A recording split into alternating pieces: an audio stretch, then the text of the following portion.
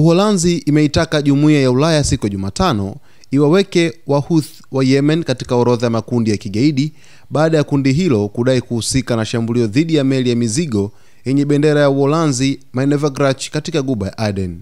Kundi hilo linaloungwa mkono na Iran limefanya mashambulizi mengi dhidi ya meli katika Bahari Nyekundu tangu mwaka 2023, likilenga meli zinazohusishwa na Israel, likidai kuwa ni ishara ya mshikamano na Wapalestina kutokana na vita vya Israel dhidi ya Gaza. Kwa muda mrefu Wahouthi wamekuwa tishio kubwa kwa uhuru wa meli kusafiri, alisema waziri wa mambo ya nje wa Uholanzi David van Wil kupitia taarifa iliyotolewa kwenye mtandao wa X. Nchi zikiwemo Marekani, Israel, Canada, Australia tayari zimewatambua Wahouthi wanaojulikana kama Ansar Allah kama kundi la kigaidi.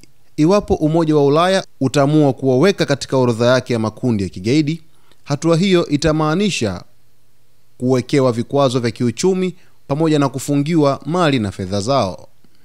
Shambulio la siku ya Jumatatu dhidi ya meli ya Manevergrach liliwajeruhi mabaharia wawili na kulazimisha wafanyakazi 19 kuokolewa kwa helikopta, kulingana na taarifa ya ujumbe wa majini wa AU Aspids na mmiliki wa meli hiyo.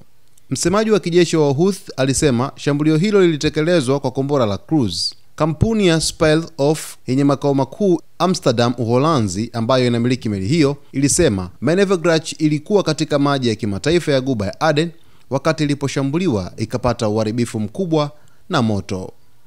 Wahouthi walisema walishambulia Manevergrach kwa sababu mmiliki wake alivunja marufuku ya kuingia kwenye bandari za Palestina zinazokaliwa kwa mabavu na taifa la Israel. Hii ilikuwa ni mara ya kwanza kwa Wahouthi kushambulia meli ya kibiashara tangu Septemba mosi, walipolenga tanka ya mafuta ya Israel Scarlet Ray karibu na bandari ya Yanbu nchini Saudi Arabia. Mwezi Julai Wahouthi walishambulia na kuzizamisha meli mbili za mizigo katika Bahari Nyekundu, Magic Seas na Eternity Sea. Shambulio kubwa la mwisho la Wahouthi katika Ghuba ya Aden ilikuwa Julai 2024 walipolenga meli ya mizigo yenye bendera ya Singapore Lobivia. Hatua ya taifa la Uholanzi kuweza kuiomba Jumuiya ya Ulaya siku ya Jumatano kwamba iwaweke Wahouthi wa Yemen katika orodha ya makundi ya kigaidi inafuatiwa na mashambulizi ambayo Wahouthi wameendelea kuyafanya katika Mashariki ya Kati kwa ujumla, lakini vile vile kuendeleza jitihada zao katika kuendeleza operesheni zao dhidi ya meli zote ambazo zinazidi kuingia katika bandari za Israel, na wanafanya hivyo kwa ajili ya kuunga mkono ule mshikamano na watu wa Palestina ambao wanazidi kuonyesha siku hadi siku.